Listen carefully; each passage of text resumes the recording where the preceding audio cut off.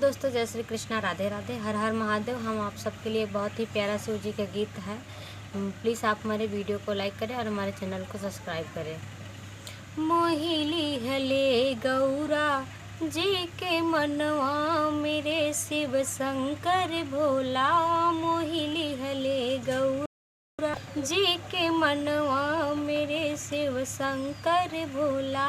मेरे शिव शंकर भोला, गौरा पे जादू डाला।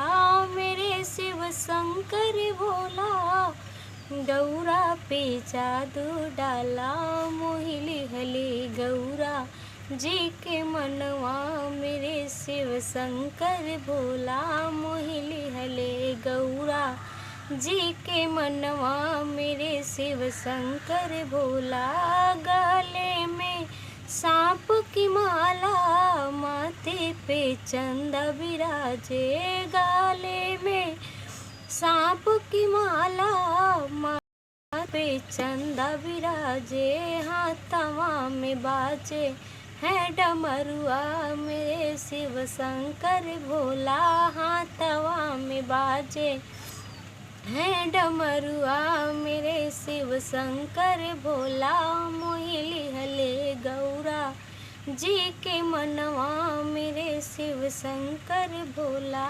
भोला जी के सांवरी सूरतिया, गौरा जी के मनवा भावे। भोला जी के सांवरी सूरतिया, गौरा जी के मनवा भावे। पीली हले भांगी या के गोला, मेरे शिव शंकर भोला।